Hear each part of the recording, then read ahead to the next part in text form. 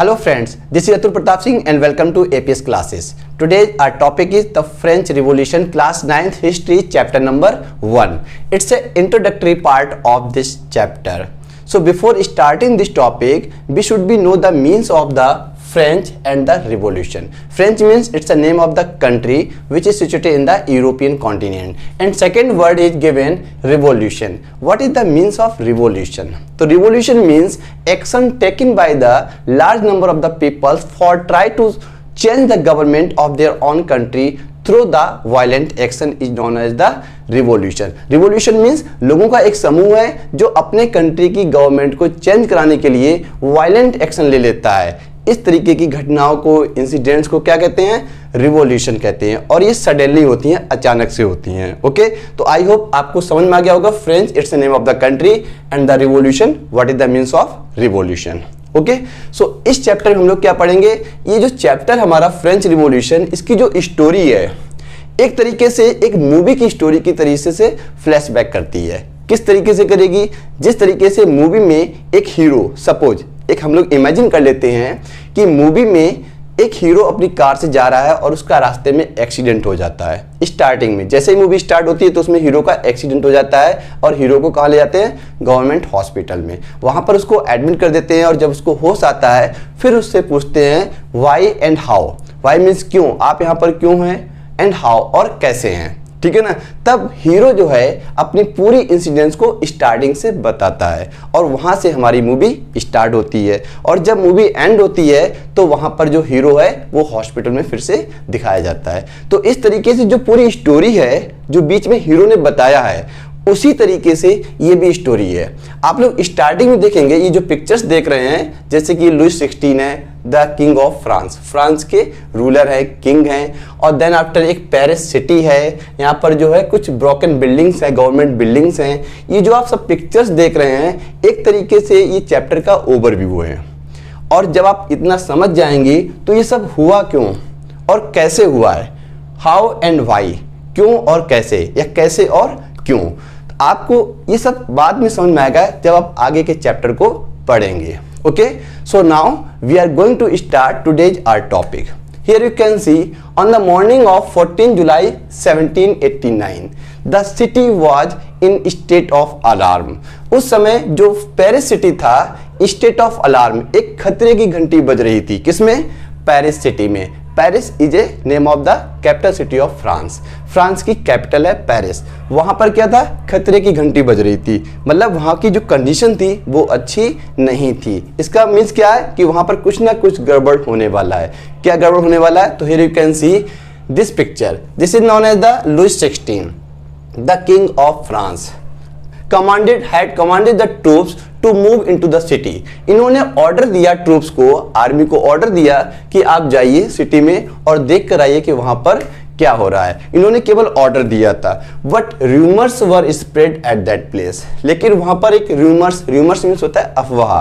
वहां पर एक अफवाह फैल जाती है लोगों के बीच में कि soon army commander given the order to troops to open fire upon the citizens. Citizens means जो पेरिस के लोग हैं इनके ऊपर जो है ओपन फायर होने वाली है, ऐसा कमांडर ऑर्डर देने वाला है. ऑर्डर दिया नहीं था. It was the rumours. ये क्या था? एक अफवाह थी जो पेरिस सिटी में स्प्रेड हो गई. अब देखिए, जब इस तरीके कोई अफवाह स्प्रेड होगी तो वहां के लोग क्या करेंगे? क्या शांत बैठेंगे? नहीं. They start to taking action against the army और गवर्नमेंट. तो वो लोग क्या करेंगे? एकदम से एक्शन लेना स्टार्ट करेंगे फॉर सेव देयर लाइफ, अपनी लाइफ को बचाने के लिए. तो same things occur with the city of Paris. वही चीज जो है पेरिस सिटी में हो गया. क्या हुआ था कि more than 7,000 men and women were gathered in front of the town hall of the Paris city. Paris city के town hall, here you can see this is known as the town hall. ठीक है, एक Paris city के अंदर एक place है town hall के नाम से. उसके सामने more than 7,000 men and women were gathered. 7,000 लोगों का एक समूह जो है वो इकट्ठा हो गया. क्योंकि यहाँ पर उनको रूमर से स्प्रेड हो गया था कि आर्मी कमांडर ने क्या दिया है? ऑर्डर देने वाले हैं किसको? इस ट्रूप्स को जो सिटी के अंदर एंटर कर चुकी है. इस ट्रूप्स को ऑर्डर देने वाले हैं कि open fire upon the citizens, लोगों के ऊपर फायर कर दीजिए. तो इससे बचने के लिए people start to gather in front of the town hall. यहाँ पर आप देख सकते हैं टाउन हॉल के सामने कितने पीपल्स गैदर्ड हो गए थे, 7,000 पीपल, जिसमें मैन भी थे और वीमेंस भी थे। अब जब यहाँ पर ये गैदर्ड हो गए तो finally they start to form the people's militia. इन्होंने यहाँ पर पीपल्स मिलिशिया फॉर्म करना स्टार्ट कर दिया। पीपल्स मिलिशिया मीन्स होता है एक जन समूह, लोगों का एक संगठन, एक ग्रुप इन्होंने बनाना स्टार्ट कर दिया था फॉर सर्चिंग ऑफ आर्म्स। किस लिए बनाया था? For search of arms. Arms means होता है हथियार, हथियारों की खोज के लिए। Okay, and they start to broke and these people's militia start to broke government buildings in search of arms। इन्होंने भाई आर्म्स चाहिए, हथियार चाहिए, तो हथियार कहाँ मिलेंगे? जो गवर्नमेंट ऑफिस होंगे, ठीक है, गवर्नमेंट बिल्डिंग्स होंगी, वहां पर इनको ऐसा लगा कि वहां पर हथियार होंगे, तो they start to broke the government building in search of arms. उन्होंने गवर्नमेंट बिल्डिंग्स को तोड़ना स्टार्ट कर दिया। किसके लिए? इन सर्च ऑफ आर्म्स, हथियारों की खोज के लिए। Okay, so then after what was happen, उसके बाद क्या होता है? A group of the peoples, it means more than 100 peoples start to marching toward the east direction of the Paris city. Paris city के ईस्ट डायरेक्शन में more than 100 peoples, मतलब 500 भी हो सकते हैं, 600 भी हो सकते हैं और 700 भी या 1000 के नियर अबाउट हो सकते हैं ग्रुप। इतने लोगों का एक जो समूह था start to marching toward the east of the city Paris. Paris city के ईस्ट डायरेक्शन में मार्च करना स्टार्ट कर दिया, मूव करना तेजी से स्टार्ट कर दिया। अब जब मूव करेंगे तो ये खुश तो थे नहीं, इनके अंदर एक भय था, डर था, तो ये लोग गुस्से में थे और गुस्से में ये ईस्ट डायरेक्शन में मूव करते चले जा रहे थे। And they finally storm the fortress prison. यहाँ पर एक फोर्ट्रेस प्रिजन है which is known as the Bastille, जिसको हम लोग वेस्टिल भी कहते हैं। वेस्टिल जो फोर्ट्रेस प्रिजन है, इसको इन्होंने क्या कर दिया? स्टॉर्म कर दिया। किसने कर दिया? ये जो भीड़ जा रही थी, क्राउड थी, एंग्री मॉब थी, जो मॉब था, भीड़ थी, इन्होंने जाकर उस बेस्टिले फोर्ट को क्या कर दिया? पूरा डिस्ट्रॉय कर दिया, तोड़ दिया, स्टॉर्म कर दिया, ध्वंस कर दिया, गिरा दिया। क्यों गिरा दिया? बिकॉज एंड देन आफ्टर क्या होता है जब ये बेस्टिले फोर्ट को तोड़ देते? Why? Because they start to for searching the hoarder ammunition. उन्हें उम्मीद थी कि जो बेस्टिले फोर्ट है, फोर्ट्रेस प्रिजन है, इसमें बहुत से हथियार होंगे, गोला बारूद होगा। उसके सर्च करने के लिए इन्होंने पूरे बेस्टिले फोर्ट को तोड़ दिया। And they release 7 prisoners. और जब तोड़ दिया प्रिजन को तो उसके अंदर प्रिजनर्स जो थे वो क्या हो गए? रिलीज हो गए। Even they were only in 7 numbers, लेकिन वो कितने थे? ओनली 7 थे। ठीक है, कौन थे ये प्रिजनर्स थे जो इस जेल में बंद थे। With the fight of the army commander of the Bastille fortress, the army commander was killed by the mob. अब जब इन्होंने इसके ऊपर अटैक किया, इसको तोड़ने लगे, तो यहाँ के आर्मी कमांडर ने इसको बचाने के लिए बेस्टिले फोर्ट को इस मॉब के साथ में फाइट किया। और उस फाइट में जो आर्मी कमांडर था बेस्टिले फोर्ट्रेस प्रिजन का, वो मारा गया था।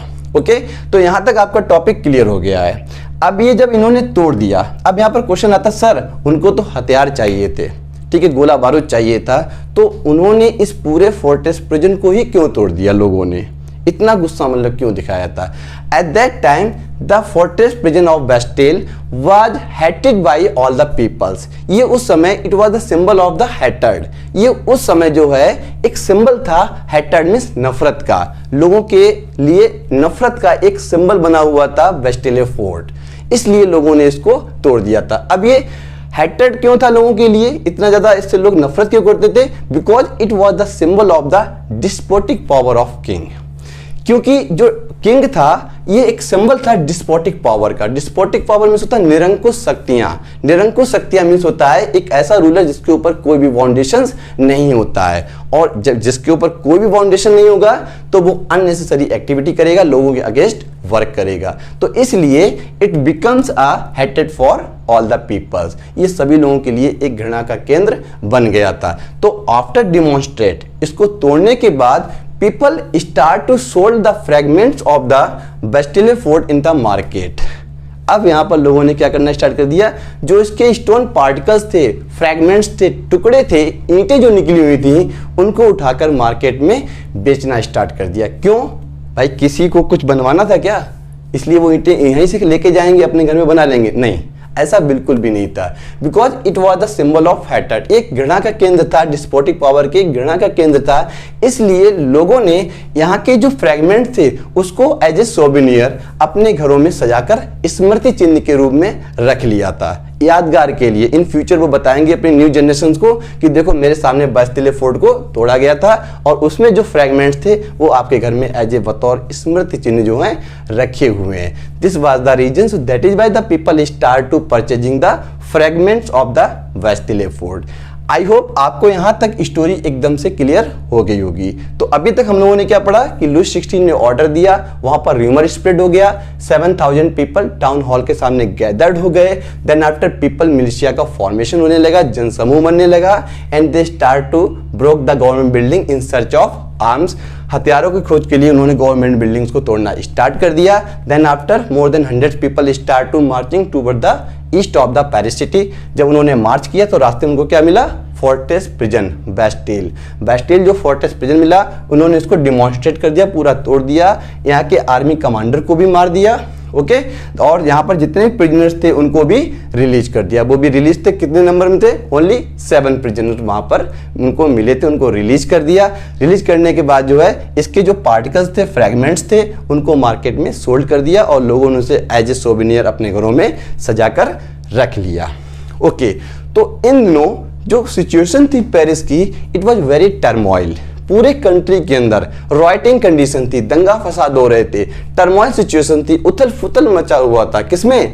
पूरे पेरिस सिटी में और कंट्री साइड में, पूरे देश के अंदर। Why? Because the price of the bread going to be very high. उस समय जो फूडिंग आइटम्स था, जितना भी ग्रेन्स थे, फूड आइटम्स थे, जितने भी ब्रेड्स वगैरह थे मार्केट में जो भी थे, उनके जो प्राइसेस थे बहुत ज़्यादा हाई हो चुके थे। और जब मार्केट में किसी भी चीज़ के प्राइस हाई होंगे तब then people start to protest against the government. जैसे कि हमारे कंट्री में भी इस समय देख सकते हैं कि पेट्रोल के प्राइस कितने ज़्यादा हाई हो रहे हैं। धीरे धीरे जो है गुस्सा हमारे अंदर बढ़ता चला जा रहा है कि आज 108 रुपीज पर लीटर हो गया है जयपुर सिटी में। ठीक है, तो इस तरीके से पूरे कंट्री के अंदर क्या हो रहा है, इस समय गुस्सा धीरे धीरे बढ़ रहा है। तो same things occur with the Paris city और फ्रांस। फ्रांस में भी यही हो रहा था, जो फूडिंग आइटम्स के रेट बढ़ते चले जा रहे थे, जिसकी वजह से लोग जो है सड़कों पर निकल आए, उन्होंने प्रोटेस्ट करना स्टार्ट कर दिया था। तो इस तरीके जो घटनाएं होती हैं, इसका जो रिजल्ट हुआ था फाइनल, उसमें क्या होता है? Execution of the Louis 16।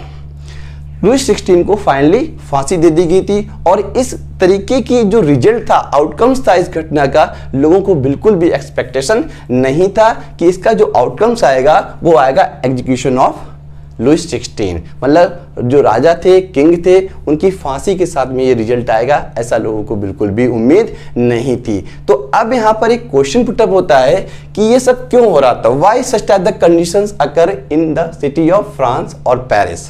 भाई ये सब क्यों हो रहा था और कैसे हो रहा था? इस चीज को समझने के लिए अब हमें चैप्टर को आगे पढ़ना पड़ेगा।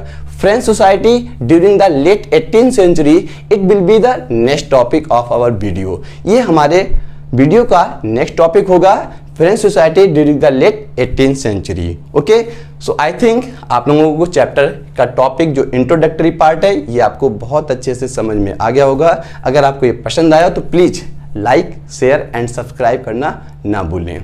So thank you for today class. Thank you बेटा, थैंक यू।